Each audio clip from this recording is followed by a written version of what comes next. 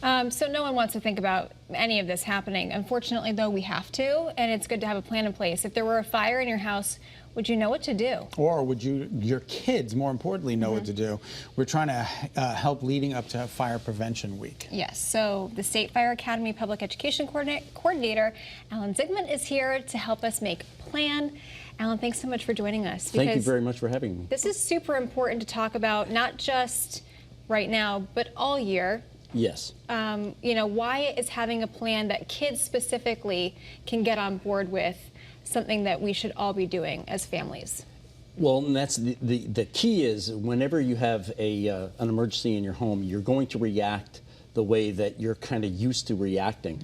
So the key is by developing a plan and getting everyone in the family involved in the planning process, you can make sure that everyone's familiar with what they should do, where they should go, how they should escape the building, and then also meet in a place outside where everyone could gather. I always saw it on the second story of some of the houses that I grew up. You know, my friends, they actually had ladders that would spiral down the side of the house.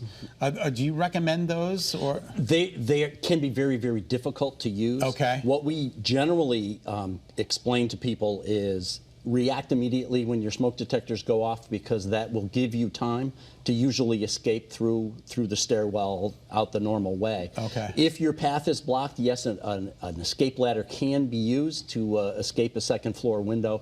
However, they can be very difficult because they're not mounted, kind of flimsy, and they kind of sway and what have you. So it does take some practice to get used to actually utilizing it. But that's important too, having drills as a family, making sure that you know where that designated meeting spot is, so that when emergency crews and first responders arrive, they can have a good head count of who is in and out of the house, right? Absolutely. Yeah. That's a real key with every escape plan is a meeting place, usually in the front yard, on something permanent that's always there, like your mailbox or a big tree or something, where everyone knows to go. So no matter how they got out of the house, whether the front door, the back door, or through a window or whatever, they all go to one place. And then again, when that fire officer pulls up, he's going to look and he's going to ask, is everyone out? And if everyone is there, then that makes the firefighters' jobs much, much easier. Oh, I got to grab my wallet. I got to grab this. I got to do that. Leave it, Alan, leave it all behind. Yes. Today's fires burn so much hotter and so much faster than ever before. Wow. In the past, we had minutes to escape. Nowadays, you might have less than 2 minutes to get out of the building, just because of the furnishings and the amount of fuel that's in a modern home.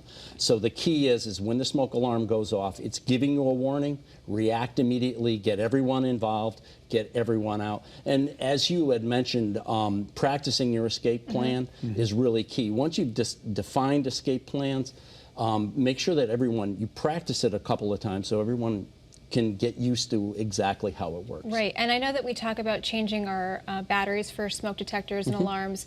We usually do it when the clock goes back or forth, depending on the time of year.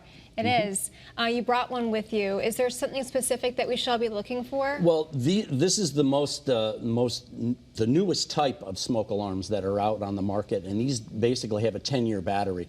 Most smoke alarms last for about 10 years, and then we explain that you should replace them anyway because they lose their effectiveness over time.